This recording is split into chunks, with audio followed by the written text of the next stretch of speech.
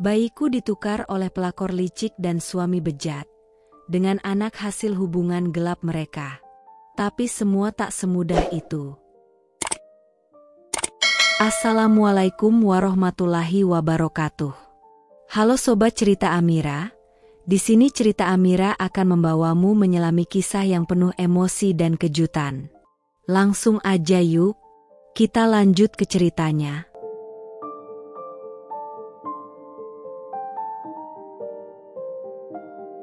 Aku baru saja melewati malam paling mendebarkan dalam hidupku, malam di mana nyawa dipertaruhkan, tangis pertama pecah, dan cinta seorang ibu terlahir sempurna. Bayiku lahir 1 hari yang lalu, lebih cepat dari perkiraan. Tapi semuanya berjalan lancar. Dia sehat, mungil, dan sempurna. Aku menangis saat pertama kali memeluknya. Tangis bahagia, campur kelegaan.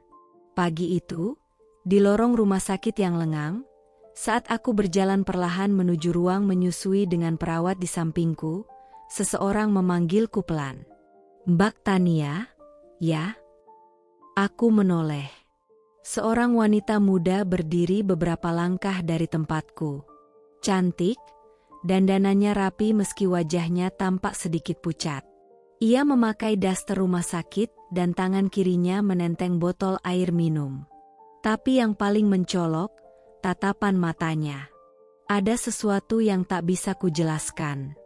Bukan hanya lelah atau panik karena punya bayi, tapi seperti menyimpan sesuatu. "Iya, saya. Maaf, kita kenal?" tanyaku hati-hati. Ia tersenyum kecil, lalu menoleh sebentar ke arah jendela ruangan bayi. "Saya Maya. Saya baru melahirkan kemarin malam juga. Tapi, bayi saya prematur, jadi masih di ruang NICU," ucapnya, pelan, seolah ingin mengundang simpati. Aku refleks mengangguk. "Oh, semoga cepat sehat ya. Prematur memang butuh perawatan khusus." Dia tidak menjawab. Sebaliknya, ia malah menatapku lama. Bukan aku sebenarnya, melainkan bayi yang kugendong. Tatapannya menusuk. Lama. Tak berkedip. Seolah sedang menghitung jari kecil bayiku, mengamati setiap lekuk wajahnya. Aku merasa risih. "Bayi yang cantik," katanya akhirnya. Suaranya lirih, terlalu lirih. Aku mundur selangkah, memasang senyum kaku. "Terima kasih." Maya melirik perawatku sekilas, lalu kembali menatapku. Tapi kali ini, senyumnya berubah. Bukan senyum ramah, melainkan sesuatu yang samar-samar seperti ejekan. "Mirip, ya. Persis seperti ayahnya," ucapnya, seolah bergumam. Tapi aku mendengarnya jelas. Darahku tersentak. Jantungku berdetak tak karuan. "Maksudnya?" tanyaku cepat, mencoba tetap tenang meski telapak tanganku mulai dingin. Maya tersenyum datar. "Ah, enggak. Cuma ngomong aja. Kebetulan. Kadang bayi memang mirip banget sama ayahnya." Lalu ia berlalu, begitu saja. Meninggalkanku dengan jutaan pertanyaan berputar di kepala. Aku menatap perawat yang masih berdiri di sampingku. "Kamu kenal dia?" Perawat menggeleng. "Pasien baru, Bu. Tadi malam masuk. Katanya melahirkan darurat karena kontraksi mendadak." Dadaku sesak. Setelah menyusui, aku kembali ke kamar dan menemukan Randi sedang memainkan ponselnya sambil duduk santai di sofa. "Sayang," kataku sambil duduk. "Kamu kenal seseorang bernama Maya?" Randi langsung berhenti mengetik. Wajahnya kaku, tapi hanya sepersekian detik. "Maya? Siapa?" tanyanya, berusaha terdengar santai. Aku menatapnya dalam-dalam. Tadi dia nyapa aku di lorong. Katanya baru melahirkan juga. Tapi cara dia lihat bayi kita, aneh. Yah, seperti. "Sayang, Kamu baru melahirkan, mungkin kamu capek. Jangan mikir yang aneh-aneh. Fokus aja sama bayinya, ya? Potong Randi cepat. Aku terdiam. Tapi firasatku tidak. Ada yang salah. Sesuatu yang dalam dan kelam. Dan entah kenapa, aku merasa ini bukan pertemuan kebetulan. Maya tahu aku. Dan mungkin mengenal suamiku lebih dari yang kuperkirakan. 3 hari berlalu sejak pertemuanku dengan Maya di lorong rumah sakit. Tapi rasanya seakan semuanya berubah sejak saat itu. Randi, suamiku, jadi lebih gelisah dari biasanya. Ia sering keluar masuk ruangan dengan alasan membelikan makanan, mengurus administrasi, atau mengecek kondisi mobil. Tapi yang membuat hatiku tercekat, tiap kali ia kembali, ekspresinya seperti seseorang yang baru saja menyembunyikan sesuatu. Dan yang paling mengusik, setiap kali Randi melihat bayi Maya, yang sekarang aku tahu bernama Reva, ada tatapan aneh di matanya. Tatapan yang tak pernah ia berikan pada anak kami sendiri. Pagi itu, saat aku menyusui bayi kami, Randi datang membawa 2 gelas jus dan roti isi. Ia tampak tergesa-gesa. Maaf ya, tadi bantu sepupu sebentar ke ruang NICU, dia nggak ngerti cara masukin data BPJS, katanya sambil mengatur nafas. Aku diam.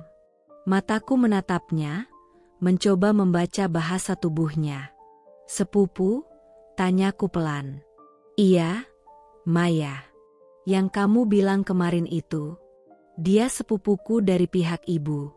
Udah lama nggak ketemu. Pas banget melahirkan juga di sini. Kasihan, sendirian, suaminya lagi kerja di luar kota. Aku mengangguk. Tapi dalam dadaku, firasat buruk mulai tumbuh seperti akar pohon liar yang menyusup diam-diam ke dalam tanah. Sepupu? Kenapa baru sekarang aku tahu? Kenapa Maya tak pernah menyebut soal hubungan keluarga dengan Randi waktu menyapaku? Dan kenapa Randi lebih sering terlihat di sekitar ruang NICU daripada di ruang rawatku sendiri? Hari itu, aku diam-diam meminta perawat mengecek berkas Maya. Kupastikan dengan sopan, hanya ingin tahu apakah benar Maya punya hubungan dengan Randi. Perawat itu tersenyum sopan, namun berkata hati-hati. Maaf, Bu. Data pasien bersifat rahasia. Tapi yang pasti, nama penanggung jawab Maya di data kami bukan atas nama Bapak Randi, melainkan seseorang bernama, tidak dicantumkan sama sekali. Aku semakin curiga. Sore hari, saat Randi masuk kamar sambil membawa boneka kecil berwarna biru, bukan untuk bayiku, tapi untuk bayi Maya, aku tak bisa lagi menahan kegelisahan di dadaku. Untuk siapa boneka itu? Tanyaku tanpa basa-basi. Randi tampak gugup. Tapi hanya sepersekian detik.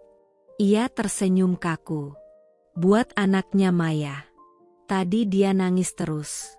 Kasihan, sayang. Masa iya kita nggak bantu?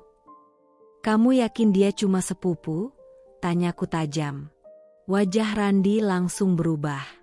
Matanya menghindar, lalu menghela napas panjang.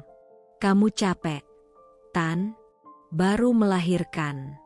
Jangan mulai curiga enggak, ya? Aku curiga karena kamu mulai aneh. Karena kamu lebih perhatian sama anak perempuan itu daripada anakmu sendiri. Jawabku dengan suara yang mulai bergetar. Aku melihat sorot matanya berubah. Bukan marah, tapi gugup.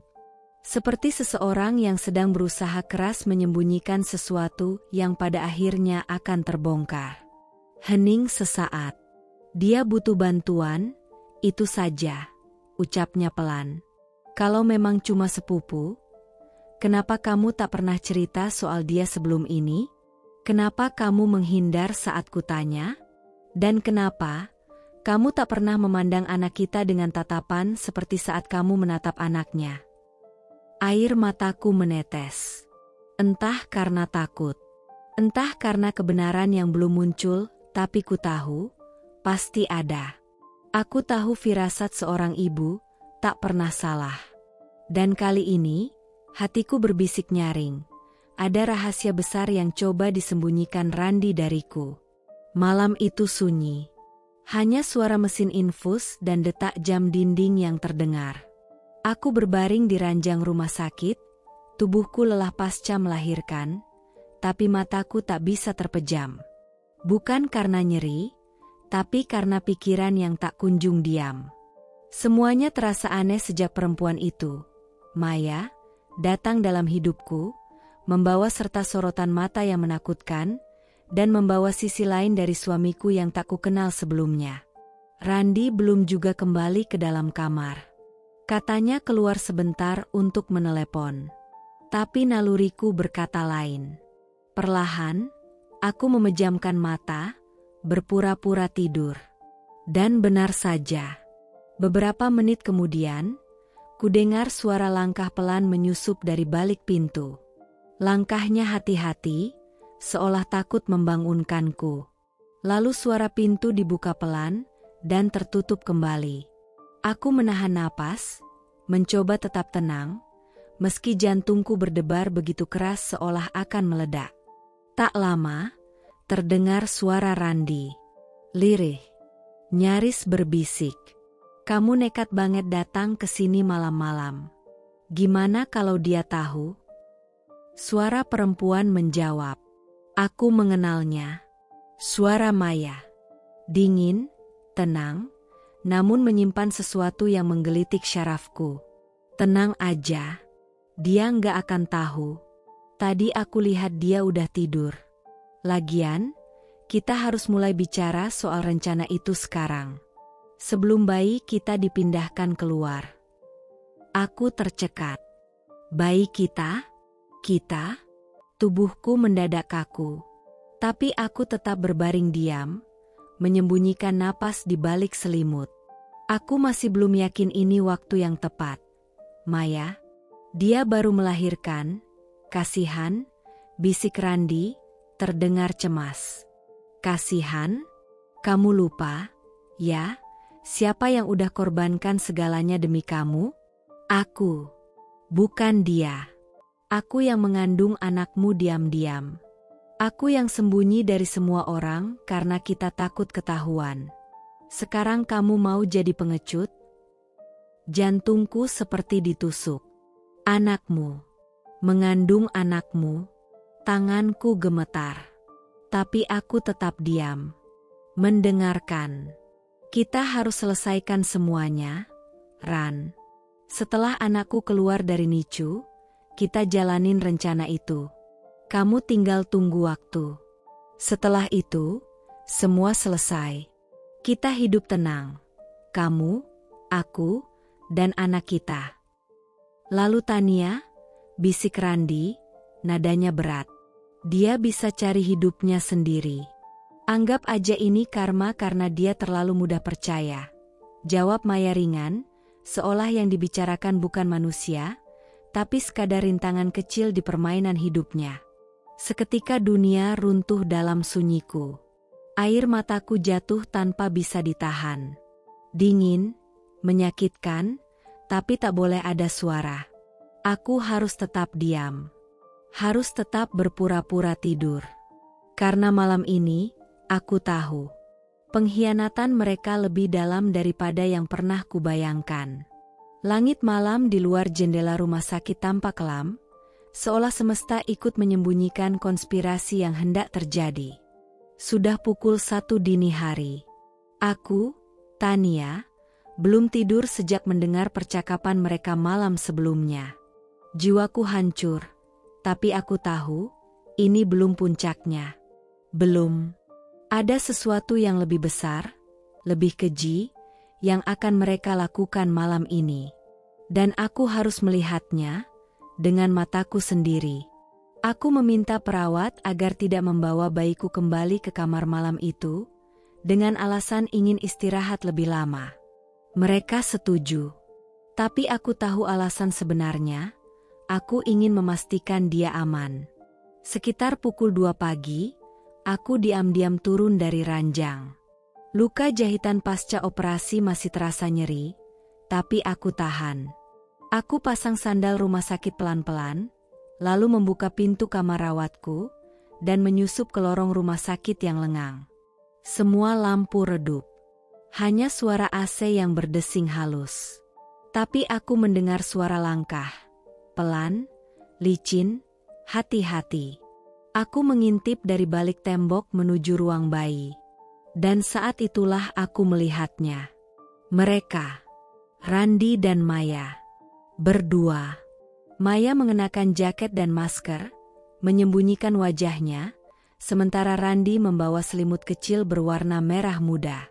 Dari kejauhan, aku melihat mereka berdiri di dekat boks bayi. Bayi-bayi lain sedang tidur dalam damai. Termasuk anakku, yang masih memakai gelang nama bertuliskan Tania Randi. Lalu, aku menyaksikan sesuatu yang membuat jiwaku luruh. Mereka mengambil bayiku dan menukarnya dengan bayi Maya. Maya menangis pelan, menatap bayiku sejenak sebelum menyelipkannya dalam selimut. Randi tampak gugup, tapi ia tetap melakukannya. Ia menukar gelang nama di pergelangan tangan mungil itu. Dan saat mereka selesai, mereka memeluk satu sama lain. Mulai sekarang, dia akan jadi anak kita. Dan kita akan mulai hidup baru. Tanpa masa lalu, bisik Maya pelan, namun cukup jelas bagiku yang menguping dalam kegelapan. Aku menutup mulutku, menahan isak yang sudah tak tertahan. Lututku lemas, tubuhku gemetar. Tapi aku tetap di tempatku, tersembunyi dalam bayang-bayang malam. Aku menangis, bukan hanya karena bayiku dirampas, tapi karena aku tak bisa berbuat apa-apa. Belum. Mereka bisa menukar anakku, tapi mereka tak tahu satu hal. Aku melihat semuanya. Dan aku akan membalas. Dengan cara yang tak pernah mereka duga. Mereka pikir semuanya selesai. Mereka pikir mereka menang. Tapi mereka lupa. Seorang ibu bisa diam, tapi tidak pernah buta. Pagi itu, Randi masuk ke kamar dengan wajah lega. Ia mencium keningku, lalu membisikkan bahwa Maya dan bayinya akan segera pulang keesokan hari. Wajahnya cerah, lebih cerah dari saat menimang anak kami sendiri. Tapi aku tidak menanggapi. Aku hanya tersenyum tipis. Istirahatlah, sayang. Semua akan baik-baik saja, katanya, menepuk lembut tanganku. Ya, semua akan baik-baik saja. Karena aku akan mengambil kembali hidupku. Malamnya, saat rumah sakit kembali lengang dan Randi pulang untuk berganti pakaian, aku tahu, ini waktuku. Dengan luka operasi yang belum benar-benar pulih, aku berjalan perlahan ke ruang bayi. Aku sudah hafal rutenya. Bahkan sudah tahu kapan perawat berjaga, kapan ruang itu dibiarkan terbuka karena bayi-bayi perlu dicek suhu tubuhnya. Aku menyelinap dalam diam. Hatiku berdetak cepat. Tapi tekadku jauh lebih kuat dari rasa sakit. Dan di sana, aku melihatnya. Bayiku. Ia tertidur di dalam boks bernama Vera, memakai selimut merah muda yang bukan milikku. Sementara bayi Maya, yang seharusnya bernama Reva, terlelap di boks bertuliskan Tania Randi. Tanganku gemetar. Tapi aku tahu apa yang harus kulakukan. Perlahan, aku membuka kedua boks itu. Kulihat wajah mungil mereka, tak bersalah, polos. Tapi aku tahu, aku bisa mengenali anakku sendiri. Darahku, nafasku, nadiku. Kupeluk bayiku dengan hati-hati, lalu kubuka gelang identitas mungilnya dan kutukar kembali. Selimutnya pun kuganti. Seperti semula, kupastikan tidak ada satupun yang curiga. Lalu, dengan tangan bergetar, aku menggendongnya kembali ke kamar. Saat perawat datang pagi hari untuk menyerahkan bayi Maya, aku hanya tersenyum dan mengangguk. Ia tak tahu bahwa di pelukanku kini, sudah kembali anakku yang sejati. Maya mungkin akan tertawa puas. Randi mungkin akan merasa aman. Tapi mereka tak tahu. Aku sudah menukar kembali semuanya. Dan aku sedang menyusun langkah. Bukan hanya untuk mengambil bayiku, tapi seluruh hidupku yang pernah mereka rampas. Sudah seminggu sejak kami pulang dari rumah sakit. Tapi bukannya tenang dan bahagia, rumah ini justru jadi neraka yang pelan-pelan membakar kewarasanku. Randi berubah.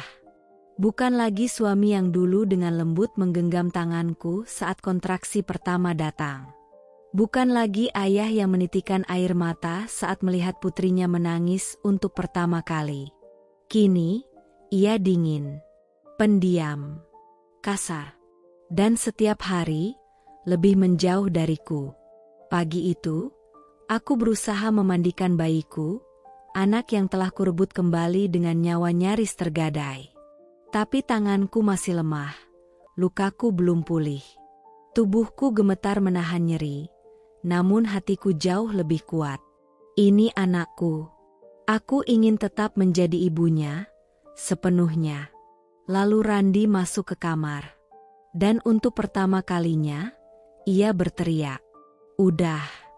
Jangan sok bisa ngurus anak kalau hasilnya kayak gini. Dia malah jadi nangis terus. Tan? Aku terdiam. Menatapnya dengan dada sesak. Kamu pikir kamu ibu yang hebat, ya? Kamu itu lemah. Lihat dirimu sekarang. Bekas luka aja belum sembuh, masih maksa urus anak. Mau bunuh diri? Hah? Tanganku mengusap air mata bayiku. Tapi dadaku yang justru teriris. Aku cuma ingin dekat dengan anakku. Ran, aku ibunya, bisikku lirih. Ibu? Hah? Coba pikir baik-baik. Apa kamu yakin kamu itu cocok jadi ibu? Nggak semua orang punya insting keibuan, Tan. Kamu itu terlalu lembek, terlalu sensitif, terlalu tidak berguna. Aku menggigit bibir, menahan tangis, tapi tidak menjawab. Mulai hari ini, aku udah panggil seseorang buat bantu ngurus bayi ini. Lanjutnya sambil melirik ponsel. Dia lebih berpengalaman, lebih siap, dan kamu kenal dia. Aku mengernyit. Siapa? Dan pintu rumah pun terbuka. Langkah sepatu hak itu masuk pelan. Aromanya langsung menusuk hidungku, parfum yang sama seperti malam penukaran bayi. Lalu suara itu terdengar, lembut, tapi menghina. Hai, Tania. Kamu kelihatan lelah sekali. Aku siap bantu, kok. Maya. Dengan pakaian rapi dan senyum manis, ia masuk rumah yang seharusnya hanya milik kami. Randi menepuk bahunya ringan, seolah semuanya biasa saja. Dia bakal tinggal di sini beberapa waktu. Sebagai perawat. Jangan lebay, Tan. Ini demi kebaikan anak kita. Aku menatap mereka, terdiam. Tapi di dalam, aku meledak. Jadi mereka makin berani, makin terang-terangan, makin tak tahu malu. Dan aku tetap bungkam. Bukan karena lemah, tapi karena aku tahu, peran terbaikku belum mulai. Aku akan biarkan mereka menari di atas panggung kebohongannya sendiri. Karena saat tirai ditutup, akulah yang akan berdiri sebagai pemenang. 3 bulan sudah berlalu sejak aku melahirkan. 3 bulan penuh luka yang tak terlihat. 3 bulan menyaksikan rumah tanggaku dibajak wanita lain, di dalam rumahku sendiri. Dan 3 bulan aku bertahan dalam diam, menggendong anakku dalam keteguhan yang nyaris hancur, tapi tidak pernah patah. Randi dan Maya makin terang-terangan. Mereka sering berbicara di depan mataku seolah aku hanya bayangan. Maya menata rumah seenaknya. Kadang menyentuh anakku tanpa izin, lalu mencibir caraku mengurusnya. Kalau Tania terus kayak gini, anaknya bisa tumbuh stres, katanya suatu sore, saat aku mencoba menidurkan bayiku yang sedang rewel. Randi hanya menimpali dengan tawa pendek. Dari awal juga aku udah bilang, dia nggak cocok jadi ibu. Aku diam. Tapi malam-malamku kulalui dengan menyusun berkas, mencatat tanggal, menyusun rencana. Dan hari itu pun tiba. Pagi yang tampak biasa.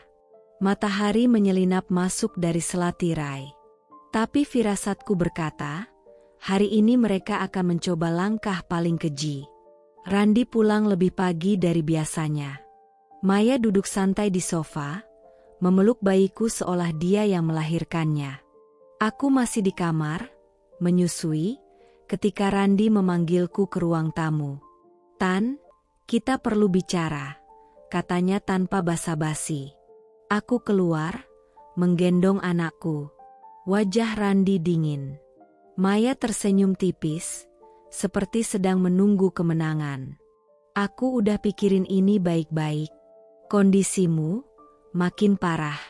Aku udah konsultasi juga sama psikolog. Kamu kelihatan depresi pasca melahirkan. Dan demi kebaikan anak ini, kamu harus istirahat. Jauh dari sini." Aku menatapnya tak percaya. "Kamu ingin aku keluar dari rumah ini sementara, sampai kamu sehat," katanya cepat. "Anak ini tetap di sini. Kamu bisa lihat kalau sudah pulih." "Pulih?"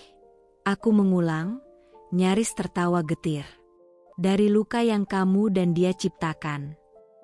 Maya berdiri. "Jangan drama, Tania. Nggak semua perempuan kuat jadi ibu. Lebih baik kamu rawat dirimu dulu." Mataku panas. Tapi aku tersenyum. "Oke," kataku pelan. "Kalau itu keputusan kalian, silakan." Keduanya tampak lega. Maya bahkan hampir bertepuk tangan. Tapi sebelum itu, aku cuma mau bilang satu hal kecil. Kutatap Randi dalam-dalam. 2 minggu setelah melahirkan, aku sudah mengurus balik nama rumah ini. Termasuk tanah, mobil, dan semua surat yang dulu kamu titipkan padaku. Sekarang, semuanya atas namaku." Seketika wajah Randi menegang. Maya tampak kaget, lalu tertawa kecil. "Kamu bohong." Aku membuka laci kecil di meja samping. Mengambil satu map berisi legalisir notaris. Kusodorkan pada Randi. "Silakan dicek. Ini salinan legal, sudah didaftarkan di PAT. Termasuk pembatalan kuasa jual yang dulu kamu tanda tangani waktu kamu pikir aku sedang lemah dan tidak tahu apa-apa." Randi terdiam. Matanya membulat. Tangannya gemetar saat membuka lembar demi lembar dokumen itu. Maya melotot. "Kamu nggak bisa." "Oh, bisa," potongku cepat. "Kamu mau usir aku dari rumah? Silakan. Tapi pastikan kamu bawa karpet, karena kalian akan tidur di lantai trotoar malam ini." Aku menggendong bayiku, membalikkan badan. "Dan satu hal lagi, Maya, perempuan yang merebut laki-laki dengan cara licik, biasanya nggak akan pernah benar-benar memilikinya. Tapi karena yang kamu ambil itu sampah, maka kuikhlaskan saja." Aku berjalan kembali ke kamar, menutup pintu perlahan. Di balik isak tangis dan amarah mereka, aku tahu, permainan baru saja dimulai. Dunia bisa begitu kejam, tapi kadang, ironi lebih menyesakkan daripada luka. Sudah 2 bulan sejak aku meninggalkan rumah itu, rumah yang aku bangun dari cinta, air mata, dan pengorbanan. Kini rumah itu kosong. Tapi bukan karena tak ada orang di dalamnya, melainkan karena tak ada hati yang benar-benar tinggal di sana. Randi dan Maya tinggal di salah satu properti milikku. Ya, milikku, karena aku tidak pernah benar-benar kehilangan apapun, kecuali rasa percaya. Mereka hidup di sana, seolah keluarga kecil yang sempurna. Tiap minggu, aku melihat unggahan mereka di media sosial, Maya menyuapi bayi perempuan itu dengan caption manis bertuliskan, "Bayi kami yang manja." Randi menggendong bayi itu dengan senyum hangat, mengucap, "Anak pertama kami, si kecil pelipur lara." Lucu. Mereka begitu bahagia dengan bayi yang mereka pikir adalah anakku. Padahal aku tahu pasti, bayi itu adalah anak kandung mereka sendiri. Hasil dari hubungan gelap yang mereka sembunyikan selama ini. Aku tahu karena aku yang melihat penukaran itu terjadi. Aku yang diam-diam menukar kembali bayi kandungku malam itu, tanpa suara, tanpa jejak. Aku yang menyimpan semua bukti, rekaman CCTV internal yang kubayar diam-diam dari teknisi rumah sakit, salinan hasil DNA yang kulakukan di minggu kedua, dan file rekaman bisik-bisik mereka malam itu di lorong sunyi rumah sakit. Tapi aku tidak gegabah. Karena satu hal yang kupelajari dari semua ini adalah, pembalasan paling elegan adalah saat mereka menikmati kebohongannya sendiri. Dan aku menikmati kebenaran dalam diam. Kini aku hidup di apartemen kecil yang damai, bersama bayi mungil yang setiap malam kutimang dengan nyanyian pelan. Kamu tahu, nak, mereka pikir kamu milik mereka. Tapi kamu adalah bagian dari jiwaku, darahku, tangisku, cintaku yang paling murni. Setiap kali aku mencium ubun-ubun bayi ini, aku tahu, aku menang. Dan mereka hidup bahagia, dengan kebohongan yang mereka kira adalah kemenangan. Tapi seiring waktu berjalan, kebenaran itu akan datang. Karena anak yang hidup dalam cinta, akan tumbuh penuh cahaya. Dan anak yang hidup dalam tipu daya, akan menuntut jawabannya sendiri suatu hari nanti. Hidup tak pernah memberiku kemewahan yang tenang. Tapi untuk pertama kalinya, aku merasa pulang. Beberapa minggu setelah keluar dari rumah yang penuh dusta itu, aku memutuskan untuk kembali ke tempat yang dulu kutinggalkan karena cinta, rumah masa kecilku. Rumah itu sederhana, dindingnya penuh kenangan masa lalu, suara hujan masih jatuh di atap sengnya dengan irama yang sama seperti waktu aku kecil. Tapi kini, rumah itu menyimpan sesuatu yang jauh lebih berharga daripada apapun yang pernah kupunya. Anakku, Vera. Tak ada yang tahu siapa Reva sebenarnya. Di mata dunia, dia hanya bayi yang kubawa pulang setelah semua kekacauan rumah tanggaku. Orang-orang berpikir dia anak adopsi atau hasil dari pernikahan yang rusak. Tapi aku tahu, Vera adalah darahku. Tangisnya adalah nyanyian yang menyembuhkan lukaku. Tatapannya, penuh kehidupan dan harapan, mengingatkanku bahwa aku belum kalah. Belum. Di rumah ini, aku membesarkannya sendiri. Setiap pagi, aku menyusuinya sambil membacakan cerita. Setiap malam, aku menyanyikan lagu Nina Bobo sambil membelai rambutnya. Vera, kamu adalah hadiah yang Tuhan titipkan saat dunia sedang mencoba menghancurkan ibu. Setiap kali dia menggenggam jariku dengan tangan kecilnya, aku merasa kuat. Lebih kuat dari sebelumnya. Di luar sana, Randi dan Maya masih sibuk membangun kebohongan mereka. Masih bangga menimang bayi yang mereka kira hasil pengkhianatan mereka telah menjadi kemenangan. Mereka tak tahu bahwa mereka sedang membesarkan kebohongan paling besar dalam hidup mereka. Sementara aku tak perlu pamer. Tak perlu membuat dunia tahu. Aku hanya perlu satu hal, menjadi ibu terbaik untuk anakku. Dan membiarkan waktu, yang akan menunjukkan siapa yang benar-benar menang. Karena di rumah lama ini, di balik dinding-dinding usang dan halaman yang ditumbuhi rumput liar, aku telah membangun sesuatu yang jauh lebih megah. Rumah tangga yang sesungguhnya. Rumah yang dibangun dari ketulusan, ditempati oleh seorang ibu, dan anak kandungnya yang tumbuh dalam cinta. Awalnya aku hanya ingin memastikan mereka tak bisa menyentuh hidupku lagi. Tapi yang kutemukan, jauh lebih gelap dari yang pernah kubayangkan. Selama berbulan-bulan aku hidup tenang di rumah lama bersama Vera, anakku, darahku, napasku.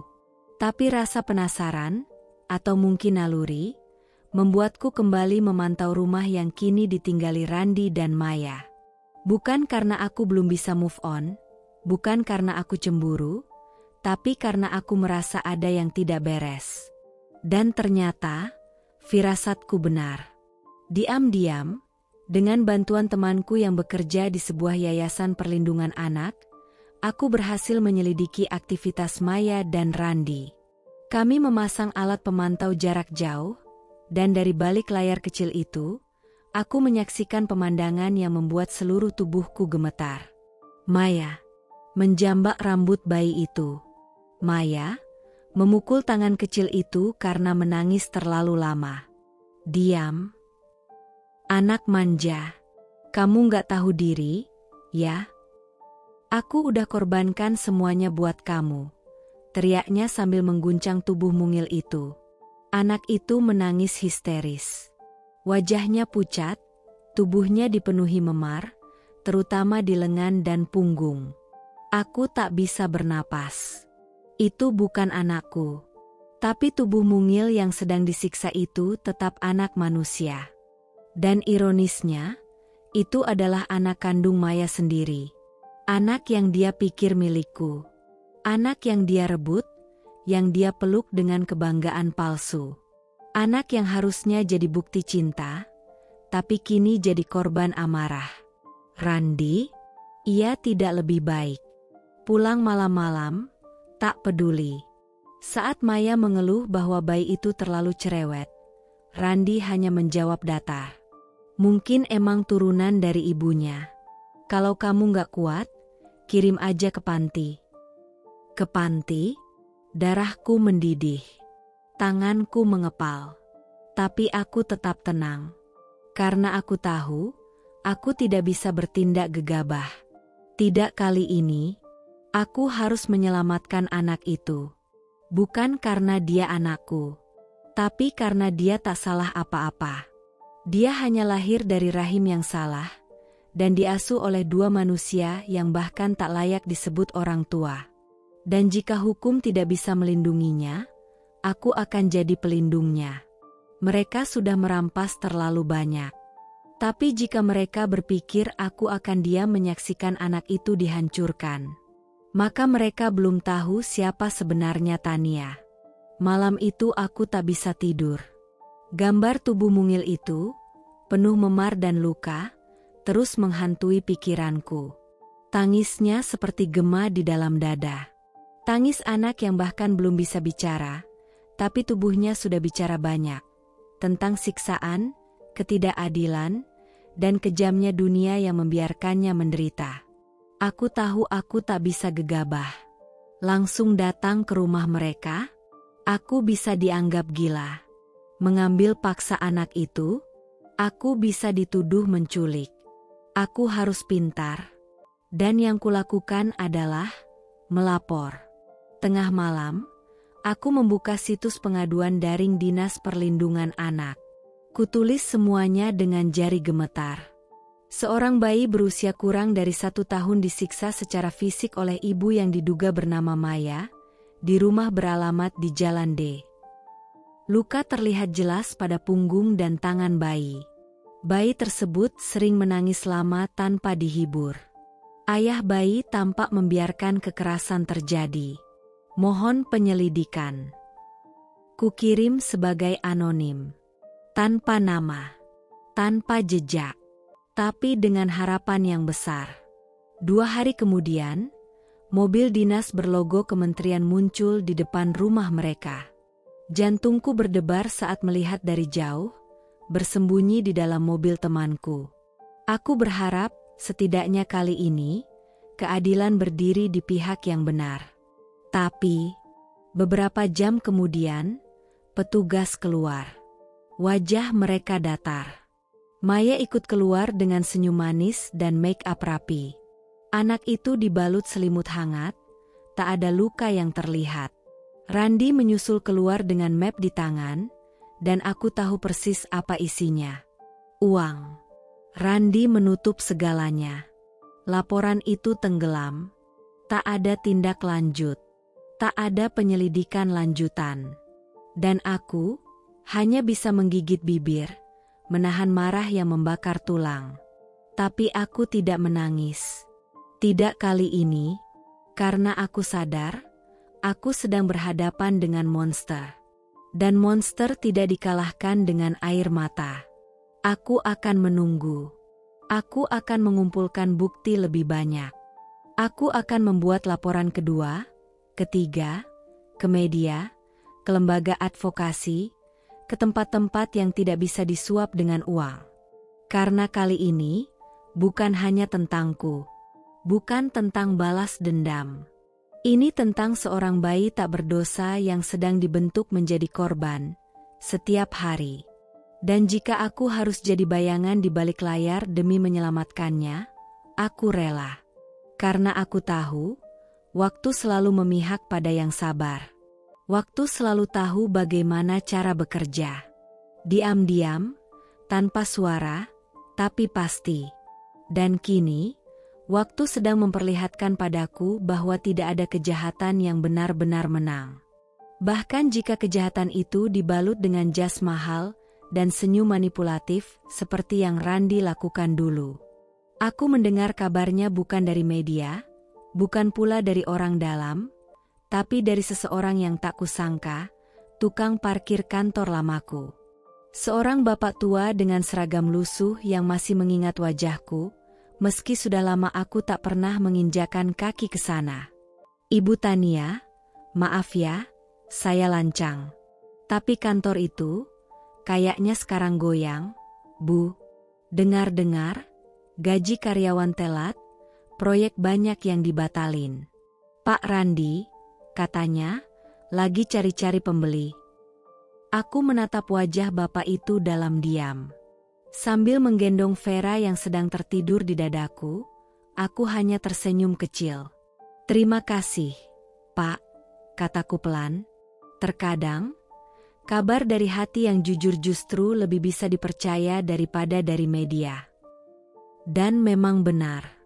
Tak lama kemudian, berita itu menyebar.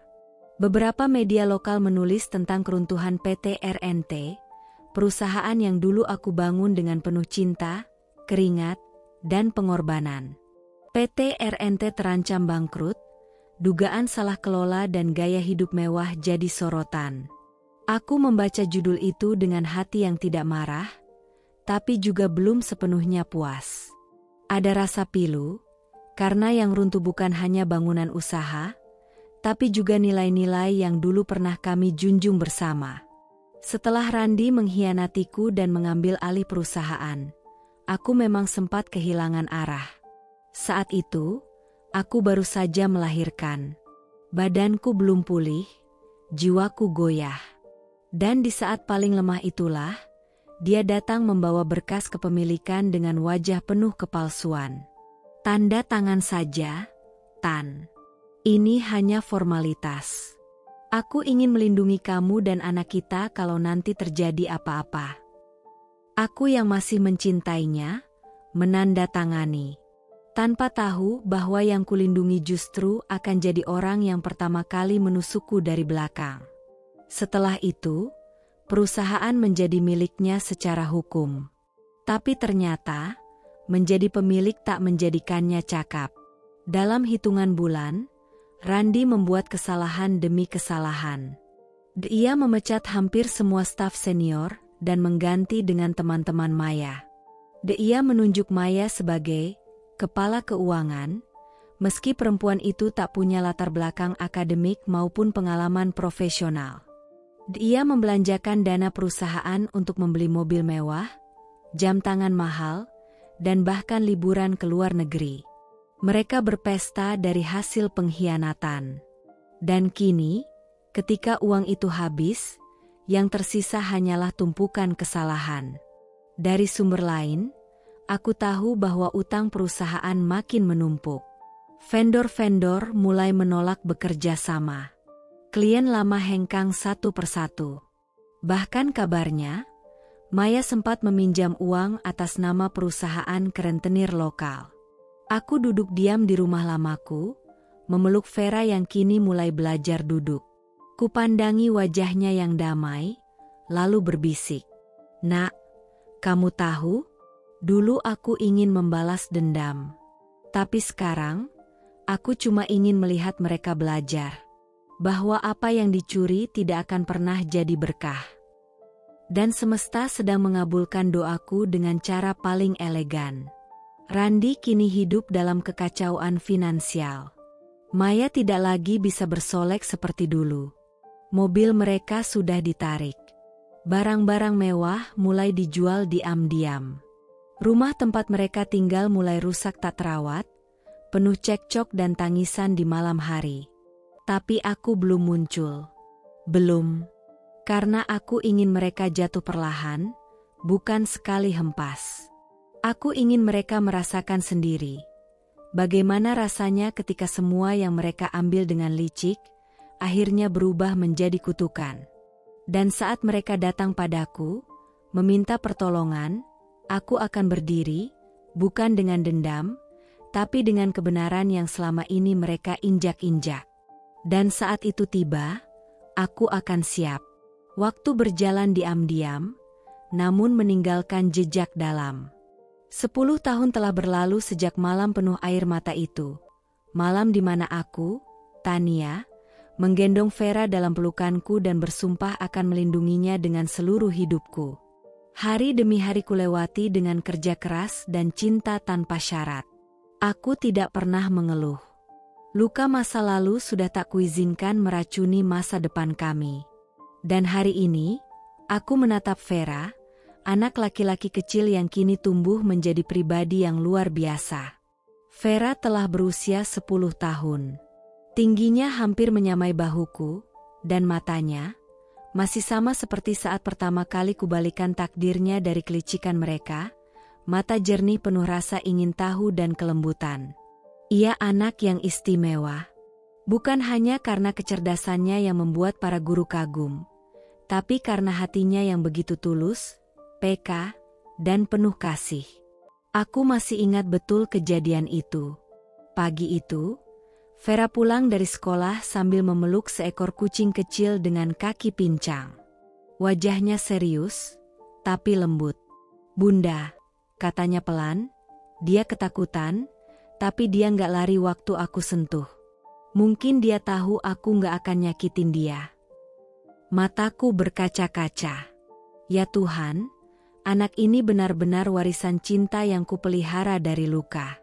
Vera bukan hanya selamat dari rencana jahat yang nyaris merenggut hidupnya, tapi juga tumbuh menjadi cahaya dalam hidupku yang dulu gelap. Setiap malam, sebelum tidur, ia akan mencium tanganku dan berbisik, "Makasih ya, Bunda, karena udah jadi rumah buat aku." Dan itu cukup. Itu cukup untuk membuatku kuat menjalani apapun. Di sisi lain, jauh dari rumah kami yang penuh ketenangan dan kasih, ada seorang gadis kecil bernama Reva, anak dari Randi dan Maya. Anak perempuan yang dulu mereka anggap sebagai anakku, bagian dari kebohongan besar yang mereka rancang dengan licik dan penuh keserakahan. Reva tumbuh dalam kebingungan dan luka. Ia tinggal bersama ibunya, Maya, yang sejak kejatuhan Randi, hidup dalam kondisi yang jauh dari layak. Rumah yang dulu pernah kuciptakan dengan cinta, kini menjadi sarang penuh kemarahan dan kekacauan. Aku tahu ini bukan cerita biasa. Aku tahu karena diam-diam, selama bertahun-tahun, aku mengikuti perkembangan mereka dari jauh. Tidak untuk membalas dendam, tapi karena aku tidak bisa membiarkan seorang anak kecil menanggung beban yang bukan miliknya. Seorang teman lamaku yang menjadi guru di salah satu SD negeri mengirimiku pesan. "Tan, anak perempuan bernama Reva itu, ada yang aneh. Dia sering menyendiri, dan pernah aku lihat dia menangis sendirian di perpustakaan. Katanya dia takut dimarahi mamanya." Jantungku mencelos. Aku tahu benar siapa Reva. Dia selalu tampak lelah, Tan. Kadang bajunya kusut. Pernah sekali ada bekas lebam di tangannya, katanya jatuh, tapi matanya seperti menyimpan cerita lain. Hatiku mencubit sendiri. Anak itu bukan hanya hidup dalam kebohongan, tapi juga dalam penderitaan. Luka yang seharusnya tak perlu ia tanggung, karena ia tak meminta dilahirkan dari rencana yang busuk. Dan hari itu, aku benar-benar terkejut ketika Vera pulang dari sekolah dan bercerita. Bunda, aku punya teman baru. Namanya Reva. Tapi dia kayak sedih terus. Teman-teman suka godain dia karena bajunya kotor dan dia sering nangis. Aku menahan napas. Teman sekelas kamu? Vera mengangguk. Iya, Bun. Dia baik kok, cuma kayak takut banget sama orang. Aku pernah kasih bekal aku ke dia. Dia bilang, makasih, tapi sambil nangis. Air mataku tak bisa lagi kutahan malam itu. Dua anak yang dulu tertukar karena kebencian dan keserakahan orang dewasa, kini duduk dalam kelas yang sama, menjalani hidup dengan takdir yang bersilang diam-diam. Malam itu, aku menatap Vera yang sedang tidur, lalu mengusap rambutnya dengan penuh syukur. Tuhan, terima kasih Kau izinkan aku melihat hasil dari perjuangan ini. Aku sadar, ini bukan tentang balas dendam lagi. Ini tentang menyelamatkan mereka, anak-anak tak berdosa yang seharusnya tak perlu terluka karena kebohongan masa lalu. Mungkin, suatu hari, aku akan ceritakan semuanya pada Vera. Tapi untuk sekarang, aku akan biarkan dia tumbuh dengan cinta, agar ia bisa menjadi pelindung bagi Reva. Bunda, bisik Vera di malam berikutnya, aku janji, aku akan jadi teman yang baik buat Reva. Aku nggak tahu kenapa, tapi aku pengin dia bahagia. Dan aku hanya bisa memeluknya erat, menahan tangis yang sudah bertahun-tahun kutahan. Takdir punya cara yang misterius dalam menyatukan dua jiwa yang pernah dipisahkan oleh tipu daya. Tanpa Reva tahu, anak perempuan yang sering ia bantu di sekolah adalah saudara tirinya. Bukan, lebih dari itu. Mereka pernah tertukar di pelukan yang salah. Tapi ikatan darah ternyata tak bisa dibohongi oleh kebohongan siapapun. Pagi itu, Vera berangkat sekolah seperti biasa. Dengan seragam rapi dan bekal yang kubuat dengan penuh cinta, ia mencium tanganku sebelum pergi. Bunda, aku buru-buru ya. Hari ini aku janji nemenin Reva belajar matematika. Aku diam. Nama itu lagi, Reva. Setiap kali Vera menyebutnya, hatiku terasa disayat halus. Bukan karena cemburu, bukan juga karena takut.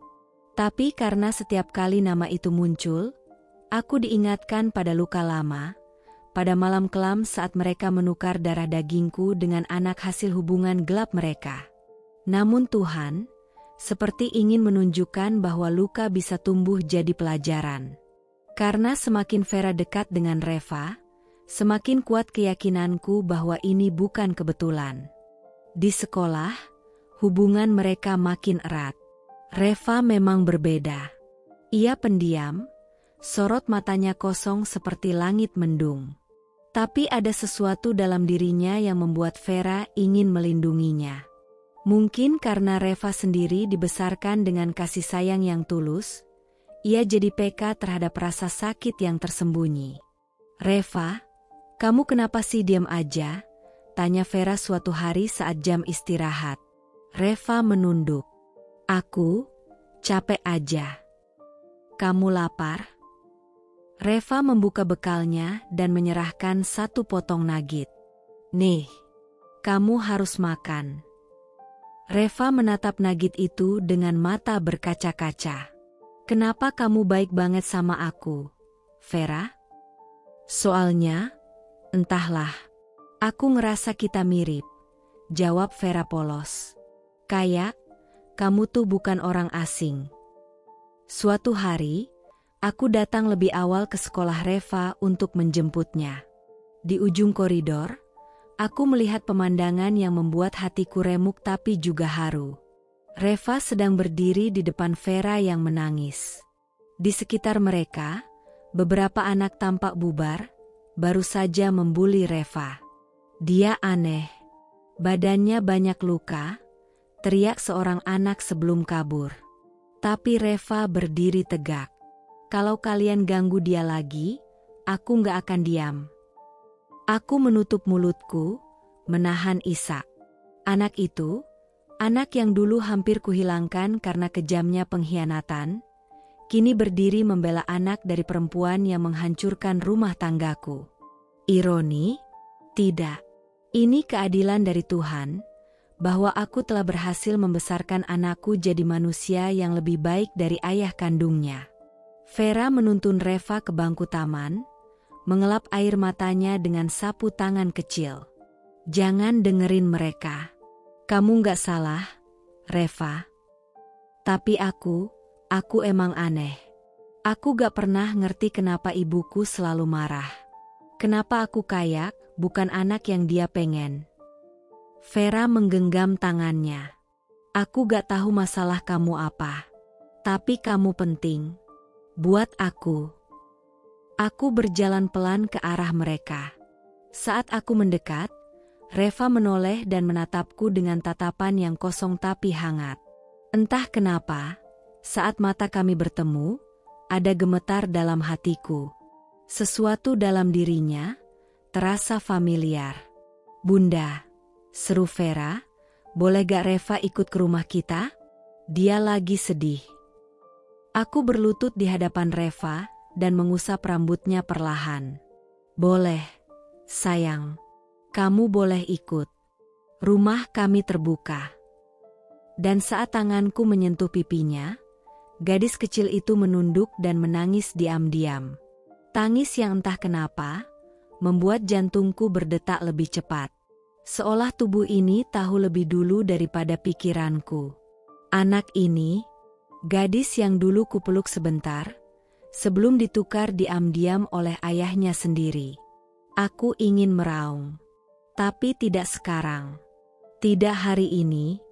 Hari ini, aku akan membiarkan dua jiwa kecil itu merasakan cinta yang tak pernah mereka dapatkan dari orang yang seharusnya menjaga mereka. Reva, bisikku, kalau kamu capek, kamu boleh istirahat di rumah kami kapan saja. Rumahku juga rumahmu. Dan dalam diam, aku menatap langit. Tuhan, kau sedang menulis takdir dengan cara paling tak terduga. Ya? Malam itu, setelah Reva tertidur di sofa rumah kami, Vera duduk di sampingku sambil menggenggam tanganku. Bunda, kenapa ya aku ngerasa kayak pernah kenal dia lebih lama dari hidupku? Aku tersenyum lirih, lalu mencium kepalanya. Karena mungkin, memang begitu adanya, Nak. Mungkin jiwa kalian pernah bersentuhan, sebelum dunia ini mencoba memisahkan kalian. Dan dalam diam, aku mulai menyusun rencana. Sudah waktunya, rahasia besar ini tak lagi jadi beban dalam dada. Ulang tahun Vera yang ke-11. Sebuah angka yang bagi kebanyakan orang hanyalah bilangan. Tapi bagiku, itu adalah bukti bahwa aku telah bertahan. Bahwa aku berhasil membesarkan anakku, darah dagingku, dengan cinta yang utuh, meski dahulu pernah hendak direnggut dari pelukanku. Aku ingin hari itu menjadi hari paling membahagiakan bagi Vera. Maka ku persiapkan segalanya dengan sungguh-sungguh. Balon-balon berwarna biru langit menghiasi halaman rumah, tenda besar dipasang, dan makanan anak-anak berjejer di meja panjang. Undangan kubagikan ke semua teman sekolahnya, termasuk Reva. Ya, aku ingin Reva datang. Sebab aku tahu, anak itu butuh tempat untuk merasakan tawa. Butuh ruang yang bisa membuatnya percaya bahwa hidup tak selalu pahit. Dan Vera, seperti biasa, tak bisa menyembunyikan rasa senangnya saat tahu Reva akan hadir. Bunda, Reva udah konfirmasi. Dia bakal datang, serunya sambil melompat. Aku hanya tersenyum. Tapi jauh di dasar hatiku, aku merasa sesuatu akan terjadi. Entah kenapa, udara hari itu terasa lebih dingin, meski matahari bersinar cerah. Pukul 16, pesta dimulai. Tawa anak-anak menggema. Vera meniup lilin ulang tahunnya dengan semangat, sementara aku berdiri di belakang, memandangnya dengan air mata bahagia yang nyaris jatuh. Selamat ulang tahun, nak. Semoga kau tumbuh jadi lelaki yang berbeda dari ayah kandungmu. Tiba-tiba suasana berubah. Di antara keramaian, aku melihat sosok perempuan bergaun merah menyala berjalan cepat ke arahku. Wajahnya garang, sorot matanya menyala penuh emosi. Maya. Ia menarik tangan Reva yang sedang tertawa di antara teman-temannya, membentak keras. Kamu ikut mama sekarang. Kita pulang. Anak-anak terdiam. Musik berhenti. Semua mata tertuju pada Maya yang kini berdiri di tengah pesta dengan napas memburu. Vera langsung berdiri di depan Reva, melindunginya. Kenapa kamu marah-marah ke Reva? Ini ulang tahunku, bentaknya polos. Maya menunjukku dengan telunjuk gemetarnya. Kamu, teriaknya padaku. Kamu penculik. Kamu sengaja dekati anak saya. Kamu hipnotis dia supaya gak mau pulang. Maya, tolong jangan buat keributan di depan anak-anak, kataku dengan tenang, menahan amarah yang mulai mendidih. Jangan sok suci, Tania.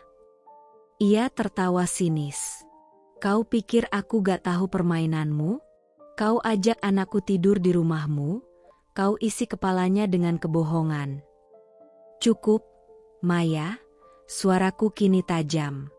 Kalau kamu masih punya sedikit harga diri sebagai ibu, seharusnya kamu malu melihat luka di tubuh anakmu sendiri. Suasana makin panas. Para orang tua mulai berbisik, menatap Maya dengan curiga. Reva mulai menangis. Aku gak mau pulang, jeritnya. Aku takut.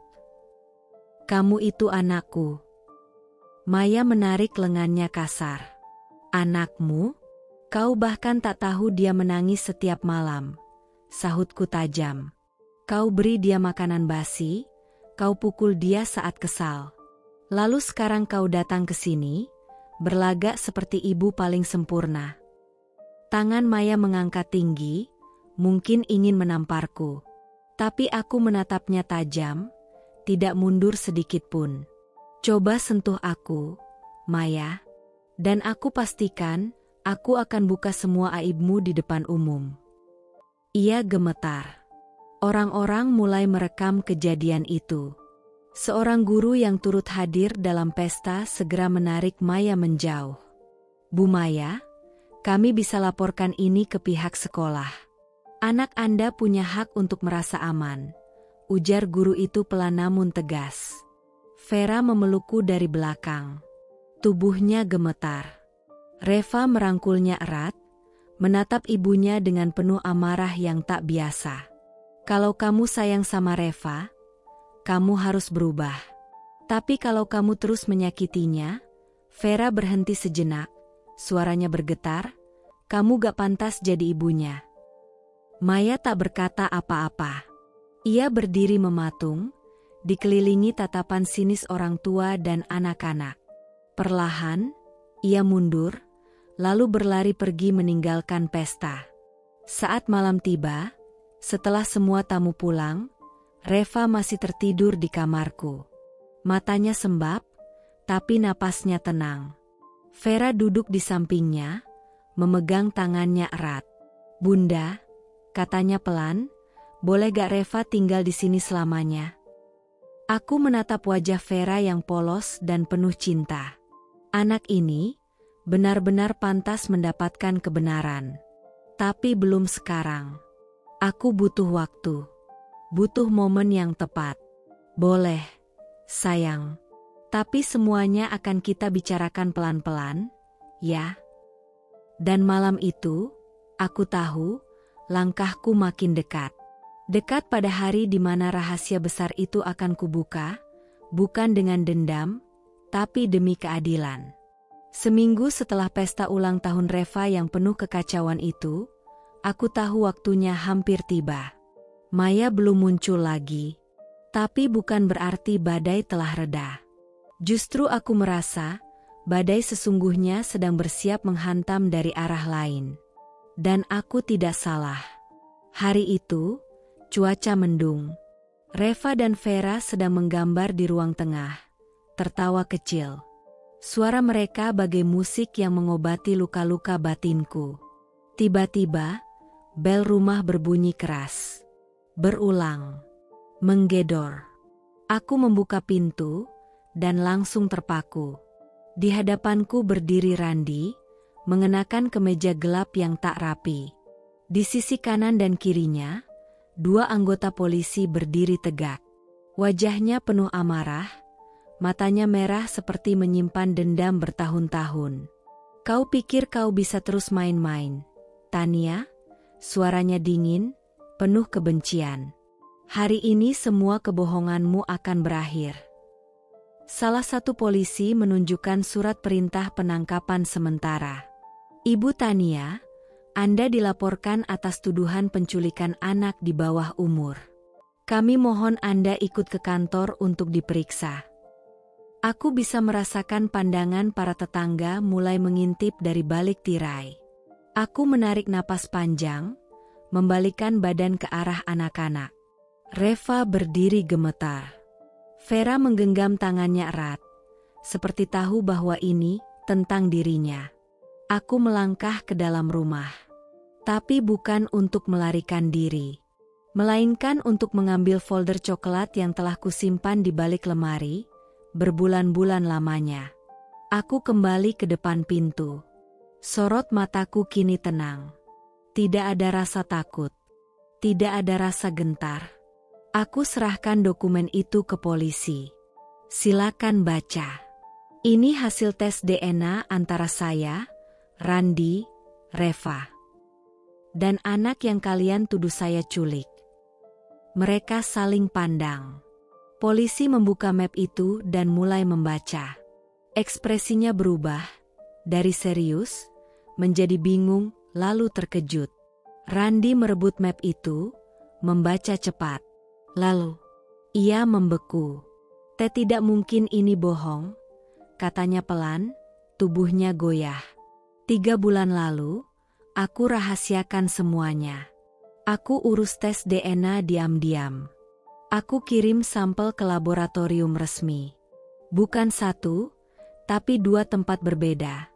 Ujarku pelan tapi tegas. Dan hasilnya sama, Randi. Vera adalah anak kandungku.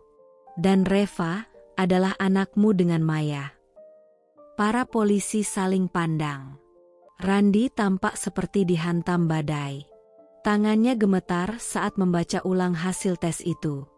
Tak ada lagi yang bisa dia sangkal. Tak ada lagi yang bisa dia putarbalikan. Kau tahu sejak dulu, gumamnya. Sejak malam itu di rumah sakit, Randi. Saat kalian tukar bayi kami. Aku lihat sendiri. Tapi aku biarkan. Karena aku tahu, suatu hari aku akan punya bukti, dan dunia akan tahu siapa yang sebenarnya menculik anak siapa. Anak-anak di belakangku mendengar semuanya. Vera menatap ayah kandungnya dengan kebingungan. Reva menatap Randi seperti baru menyadari sesuatu. Polisi menoleh ke Randi. Pak, dengan bukti ini, tuduhan terhadap Ibu Tania tidak berdasar. Bahkan, bisa jadi Anda yang melakukan tindak penukaran identitas dan eksploitasi anak. Randi mundur, tubuhnya limbung. Kalian gak ngerti, Maya yang paksa aku cuma... Kau cuma apa, Randi? Potongku tajam. Cuma pengecut yang membiarkan anak tak berdosa disiksa demi menutupi aibmu. Tak ada jawaban. Randi hanya menatapku kosong, lalu pergi tanpa berkata apa-apa. 2 polisi mengikuti di belakangnya, wajah mereka masam. Malam itu, aku duduk di samping tempat tidur Reva. Ia sudah tertidur, memeluk boneka yang kubelikan dulu saat ulang tahun pertamanya. Vera duduk di sampingku, kepalanya bersandar di bahuku. Jadi, Reva itu adik aku ya, Bun? Iya, sayang. Tapi bukan berarti kamu harus berubah. Kalian tetap bisa saling menyayangi seperti dulu. Aku tetap akan jagain dia, karena aku tahu rasanya kehilangan seseorang. Aku mengecup keningnya, menahan air mata. Hari itu, aku menang. Bukan karena membalas dendam, tapi karena akhirnya kebenaran menemukan jalannya sendiri. Dan aku tahu, ini belum akhir. Ini baru langkah awal menuju keadilan yang lebih besar. Suasana aula kecil itu sunyi, mencekam. Puluhan pasang mata tertuju pada satu meja panjang di depan ruangan, di mana beberapa pejabat dari Dinas Perlindungan Anak, petugas hukum, serta saksi keluarga duduk berjajar. Di antara mereka, duduk pula Maya, wajahnya pucat, matanya sembab, berkali-kali mengusap air mata yang terus jatuh dari pipinya. Randi duduk beberapa kursi darinya. Punggungnya membungkuk, seperti tak sanggup menahan beban rasa bersalah dan malu yang selama ini ia abaikan. Wajahnya terlihat seperti pria yang baru saja kehilangan segalanya, harga diri, kehormatan, dan bahkan anak-anaknya. Aku duduk di sisi berlawanan, menggenggam tangan Vera dan Reva yang kini duduk berdampingan. Keduanya tampak bingung. Mereka tahu akan ada pengumuman penting yang menyangkut hidup mereka, tapi belum sepenuhnya paham apa. Seorang petugas berdiri, membawa selembar dokumen resmi. Suaranya tegas namun hati-hati, seolah tak ingin membuat satu kata pun terdengar salah. Sesuai dengan permintaan klarifikasi hukum dari Ibu Tania dan laporan penyelidikan dugaan penukaran anak, serta atas hasil uji laboratorium genetik dari 2 institusi resmi yang terakreditasi, kami akan membacakan hasil final uji DNA. Seluruh ruangan menahan napas. Aku bisa mendengar detak jantungku sendiri. Reva menggenggam tanganku lebih erat, dan melirik ke arah Maya dengan tatapan penuh luka. Petugas itu membuka dokumen, lalu membacakan dengan nada mantap. Subjek pertama, Vera Ardiani Prasetya. Berdasarkan hasil uji DNA, terbukti secara ilmiah bahwa Reva adalah anak biologis dari Tania Saraswati dan Randi Adi Prasetya. Terdengar gumaman kecil dari beberapa orang di ruangan. Aku menunduk, mencium tangan Vera. Anak itu menoleh padaku dan berbisik pelan. Berarti, aku beneran anak ibu. Aku mengangguk dengan mata berkaca-kaca. Selalu. Dari dulu, sekarang, sampai kapanpun. Petugas melanjutkan, suaranya mulai terdengar semakin berat. Subjek kedua, Reva Anindita Prasetya. Berdasarkan hasil uji DNA, terbukti secara ilmiah bahwa Reva adalah anak biologis dari Randi Adi Prasetya dan Maya Febriani. Dan disitulah, dunia seolah berhenti berputar. Maya menangis keras. Ia menjerit, tubuhnya gemetar hebat, lalu bangkit dari kursi dan berlari ke depan. Tidak, itu bohong. Anak itu anakku. Dia hidup denganku selama ini. Aku mengandungnya 9 bulan. Petugas mencoba menenangkan. Maaf, Bu. Tapi data medis dan genetika tidak bisa dibohongi. Randi menunduk, menutup wajahnya dengan kedua telapak tangan. Mungkin menyesali semua hal yang telah ia tutup-tutupi selama bertahun-tahun. Semua kebohongan, semua kejahatan yang ia bungkus rapi dengan kekuasaan dan manipulasi, kini dibuka di hadapan umum. Telanjang. Vera menatap Maya dengan bingung dan ketakutan. Jadi, aku bukan anak Ibu Tania.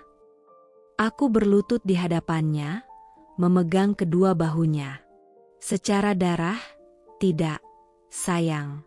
Tapi secara hati, kau tetap anakku. Aku yang merawatmu, Aku yang menyusuimu, aku yang menenangkanmu saat kamu demam tengah malam. Ia menangis di pelukanku. Vera merangkulnya, mencoba menghapus air matanya. Jangan nangis, Reva, aku tetap kakakmu, kan? Iya, tapi sekarang aku takut.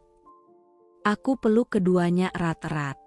Petugas selalu mengumumkan bahwa hak asuh kedua anak akan ditinjau kembali melalui sidang pengadilan keluarga. Tapi mengingat kondisi masa lalu dan siapa yang benar-benar merawat dengan cinta dan tanggung jawab, mereka menyarankan agar aku tetap menjadi wali utama untuk sementara waktu. Randi tidak berkata apa-apa. Ia hanya berdiri perlahan, lalu berjalan keluar aula dengan langkah gontai. Punggungnya membungkuk. Seperti pria yang akhirnya dikalahkan oleh kebenaran yang ia sembunyikan selama ini. Maya, ia jatuh berlutut. Tubuhnya menggigil, terisak, lalu dibawa pergi oleh petugas pendamping dinas sosial untuk konseling kejiwaan. Sore itu, kami pulang. Aku, Reva, dan Vera duduk di teras rumah, memandang langit jingga. Bu, Reva bersuara pelan. Kalau aku bukan anak ibu masih mau sayang aku? Aku menoleh, memeluknya, lalu menjawab lembut. Kamu tidak pernah bukan anakku, Reva. Kamu adalah anak yang Tuhan titipkan untuk mengajarkan aku tentang kesabaran dan tentang cinta tanpa syarat. Vera tersenyum, menepuk punggung adiknya. Dan sore itu, untuk pertama kalinya sejak semuanya dimulai, aku merasa ini adalah awal dari keadilan yang sesungguhnya. Matahari mulai tenggelam ketika suasana di luar gedung semakin riuh. Wartawan berkumpul di halaman, berlomba-lomba mengabadikan momen yang tak akan pernah mereka lupakan. Wajah-wajah yang selama ini hanya tampil sempurna di media sosial, kini runtuh di depan publik. Maya berdiri di tengah aula, tubuhnya menggigil hebat. Rambutnya acak-acakan, wajahnya basah oleh air mata dan keringat. Tubuhnya lunglai, lalu jatuh berlutut di lantai marmer yang dingin. Di hadapannya, duduk Reva, anak yang selama ini ia kira bukan darah dagingnya, yang selama ini ia bentak, ia cubit, ia abaikan, kini menangis dalam diam dengan memar di lengan dan pipinya yang belum sempat hilang. Maya menatap anak itu, membeku. Reva, nak, suara Maya tercekat, nyaris seperti bisikan. Maafkan ibu, maafkan ibu. Ia merangkak perlahan, memeluk anak itu dengan tubuh gemetar. Ibu nggak tahu kamu darah daging ibu sendiri. Tapi Reva tak membalas pelukannya. Anak itu hanya menunduk, memalingkan wajah. Luka batin dalam dirinya tak bisa sembuh, hanya dengan pelukan penuh penyesalan. Dari belakang, terdengar suara kamera yang terus menyorot. Wartawan dengan cepat memotret momen tragis itu. Seorang reporter dari TV swasta bahkan merekam dengan suara menggetarkan. Inilah kenyataan kelam di balik keluarga pengusaha ternama yang ternyata menyimpan kisah pertukaran bayi, penganiayaan, dan skandal rumah tangga. Siang ini, hasil tes DNA resmi mengungkap bahwa anak yang selama ini dibesarkan Maya ternyata adalah anak kandungnya sendiri. Maya terduduk lemas. Di layar-layar ponsel, wajahnya mulai tersebar. Kata-kata netizen membanjiri media sosial. Karma datang lebih cepat, jangan jadi Maya, anak bukan boneka eksperimen. Dunia yang dulu ia banggakan, dunia penuh pencitraan, uang, dan status, runtuh seketika. Randi berdiri beberapa meter darinya, tak sanggup mendekat. Tangannya terkepal, matanya basah. Mungkin hatinya hancur, mungkin dia baru sadar bahwa kejahatan yang ia biarkan kini menjelma jadi monster yang memakan hidup mereka sendiri. Aku berjalan perlahan ke arah Reva. Dengan lembut, aku menyingkirkan tangan Maya dari tubuh anak itu. Reva ikut ibu dulu, ya. Anak itu menatapku dengan mata berkaca-kaca, lalu berdiri dan langsung memeluk pinggangku. Aku mau pulang, sama ibu. Maya terisak lebih keras, lalu memeluk lututnya. Tania, aku mohon, jangan ambil Reva dariku, dia satu-satunya yang aku punya. Aku menatapnya dingin, tapi tetap tegas. Kamu yang membuangnya. Kamu yang menyakitinya. Sekarang kamu menuai apa yang kamu tanam, Maya. Beberapa hari kemudian, berita tentang Maya dan Randi memenuhi media. Semua sponsor mencabut kerjasama. Usaha yang mereka bangun dari kebohongan, kini bangkrut. Rumah yang dulu mereka rampas dariku dijual murah untuk menutupi utang. Maya, ia dikabarkan menjalani perawatan kejiwaan setelah mengalami gangguan mental akut. Setiap malam, katanya, ia menangis sambil memanggil nama Reva, anak yang kini tak lagi ingin memanggilnya ibu. Sementara aku memulai lembar baru bersama Vera dan Reva. Tak mudah menghapus luka di hati anak-anak, tapi setidaknya aku tahu aku melindungi mereka dengan benar. Luka bisa sembuh, tapi kepercayaan, sekali hancur, takkan pernah utuh kembali. Dan Maya harus belajar menerima bahwa penyesalan selalu datang terakhir, ketika cinta yang ia sakiti sudah tak bisa kembali. Hari itu, ruang pengadilan terasa dingin meski matahari di luar bersinar terik. Aku duduk dengan kepala tegak, mengenakan setelan sederhana berwarna krem yang mencerminkan keteguhan hati. Di sebelahku, duduk pengacaraku, menyiapkan berkas-berkas yang akan mengakhiri babak kelam dalam hidupku. Di seberang ruangan, Randi tampak lelah, berantakan, dan kehilangan wibawa. Sementara Maya tak diizinkan hadir, karena sedang menjalani pemeriksaan intensif atas dugaan kekerasan terhadap anak. Aku menghembuskan napas panjang sebelum berdiri, lalu berbicara lantang, tanpa getar sedikit pun dalam suaraku. Yang mulia, saya di sini bukan hanya sebagai istri yang dikhianati, tapi sebagai ibu, yang anaknya hampir dirampas oleh orang-orang yang seharusnya melindungi.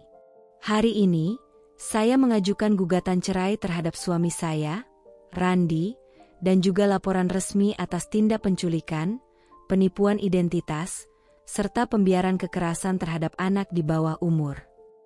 Seluruh ruangan sunyi. Hanya terdengar suara ketikan dari juru tulis dan helaan napas pelan dari orang-orang yang hadir. Randi memalingkan wajah, matanya basah. Tapi aku tidak peduli. Luka yang ia toreh terlalu dalam untuk hanya dihapus oleh ekspresi penyesalan.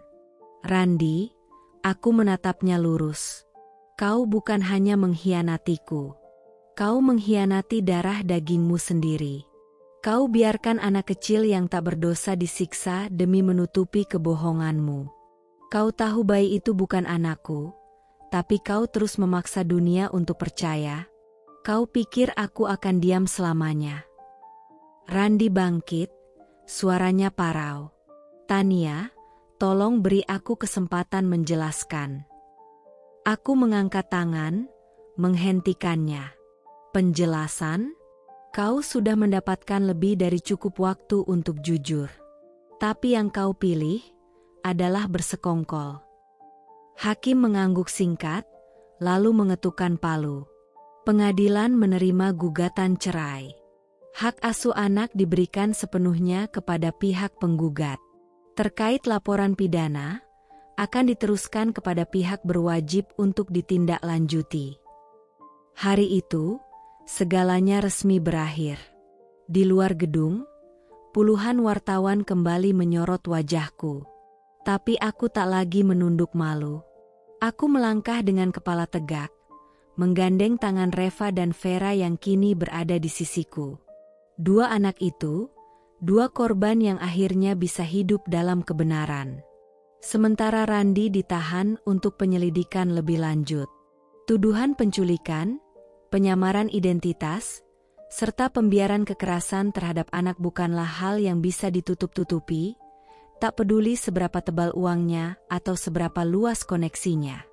Dan Maya, di hari yang sama, ditetapkan sebagai tersangka. Video yang menunjukkan ia mencubit Reva dan membentaknya di ruang privat bocor ke publik dan viral. Tak ada lagi simpati. Tak ada lagi tempat bersembunyi.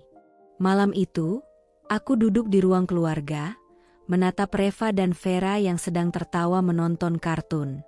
Luka mereka belum hilang, tapi kami sedang memulainya, penyembuhan. Aku menghela napas, lalu berkata dalam hati, ini bukan tentang balas dendam. Ini tentang keadilan. Tentang melindungi mereka yang tak bisa melindungi diri sendiri. Dan tentang berdiri tegak, bahkan setelah dijatuhkan. Pengadilan hari itu penuh sesak. Para jurnalis, aktivis perlindungan anak, serta masyarakat umum yang mengikuti kasus ini lewat media sosial, memenuhi bangku penonton. Kasusku, yang awalnya hanyalah potongan cerita pilu seorang istri yang dikhianati, kini menjadi simbol perjuangan seorang ibu yang melawan kejahatan terselubung dalam keluarga. Aku duduk di kursi saksi dengan tenang. Di sebelahku, Vera dan Reva didampingi psikolog anak. Mereka tak paham sepenuhnya apa yang sedang terjadi, tapi mereka tahu, ini tentang kebenaran yang akhirnya keluar ke permukaan. Jaksa berdiri. Ia berbicara tegas, memperlihatkan barang bukti satu persatu. Yang mulia, ini adalah rekaman CCTV dari rumah sakit bersalin malam itu. Terlihat jelas terdakwa, Randi dan Maya, masuk ke ruang bayi tanpa izin dan menukar 2 bayi yang baru lahir. Waktu, pukul 2.46 dini hari. Rekaman itu diputar. Di layar besar, seluruh pengadilan melihat dengan mata kepala sendiri bagaimana Maya menggendong seorang bayi, sementara Randi berjaga di pintu.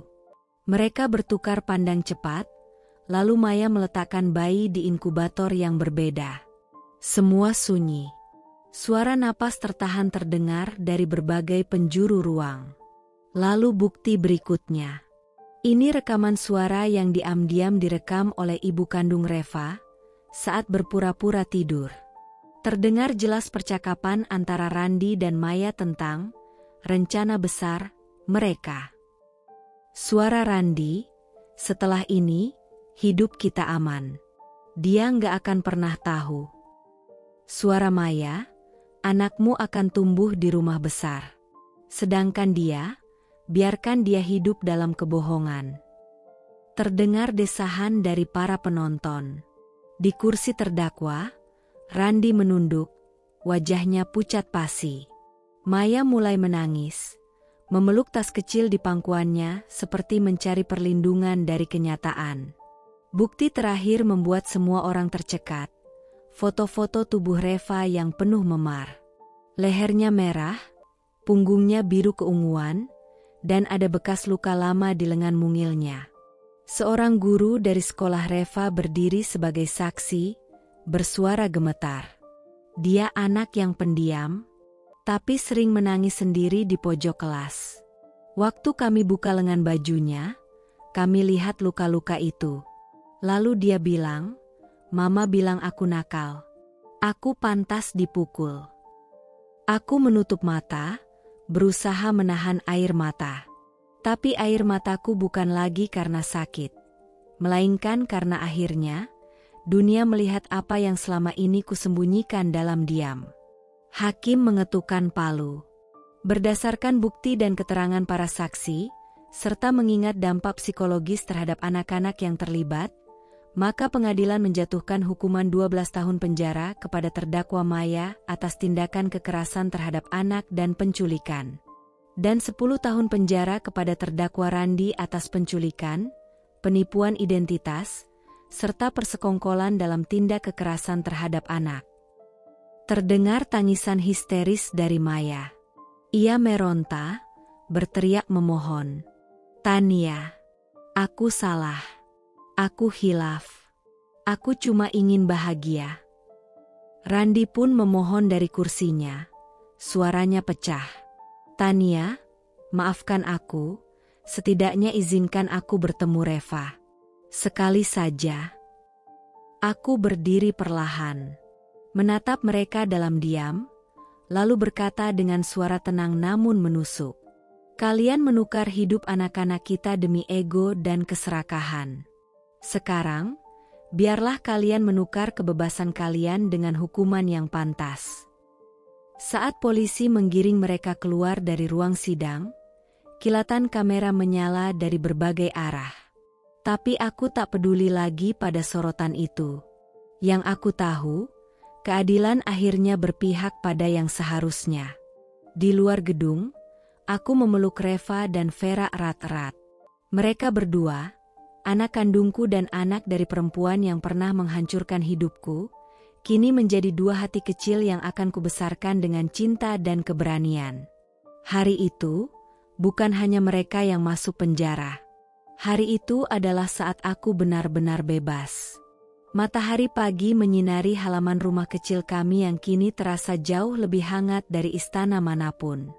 Rumah yang dulu hanya menjadi tempat berlindung dari hujan, kini jadi pelukan kehidupan baru yang penuh harapan.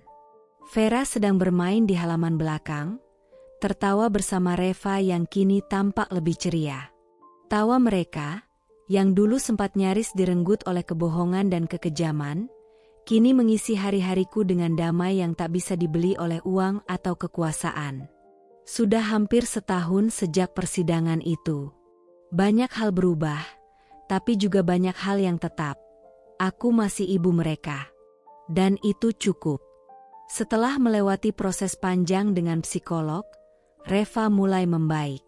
Trauma masa lalunya tak bisa dihapus begitu saja, tapi aku bertekad akan menjadikannya anak yang merasa dicintai, karena ia memang pantas dicintai. Ia bukan sekadar korban, tapi anak yang tumbuh dari luka, yang layak disembuhkan dengan cinta. Aku resmi mengangkat Reva sebagai anakku. Bukan karena belas kasihan, tapi karena ia layak mendapatkan masa depan yang lebih baik. Karena aku tahu, seorang anak tak pernah bisa memilih siapa orang tuanya. Tapi ia berhak mendapatkan siapa yang mencintainya sepenuh hati. Randi dan Maya kini mendekam di balik jeruji besi. Tak ada lagi topeng yang mereka pakai, tak ada lagi tawa sinis yang dulu menghantuiku. Di sana, mereka hidup dengan penyesalan, dan mungkin untuk pertama kalinya, mereka benar-benar merasakan bagaimana rasanya kehilangan. Lewat jalur hukum, semua aset dan harta yang dulu mereka rampas dariku, kini kembali ke tanganku. Tapi uang bukanlah kemenangan sesungguhnya. Kemenanganku adalah ini. Vera yang tumbuh jadi anak yang penuh kasih. Reva yang mulai belajar tersenyum tulus. Dan aku, seorang ibu yang dulu diremehkan, kini berdiri tegak bukan karena balas dendam, tapi karena keteguhan hati. Aku pernah berpura-pura bodoh. Pura-pura tidak tahu. Pura-pura lemah. Tapi semua itu bukan karena aku lemah, melainkan karena aku menunggu waktu yang tepat. Karena aku percaya, kebenaran tak butuh teriakan. Ia akan bicara dengan sendirinya, saat-saatnya tiba. Aku bukan ibu yang sempurna. Tapi aku ibu yang tidak akan pernah membiarkan anakku dijadikan alat oleh manusia sejahat mereka. Dan itu sudah cukup. Karena dari semua luka yang pernah kutanggung, aku belajar satu hal paling penting. Keadilan tidak buta. Ia hanya menunggu waktu.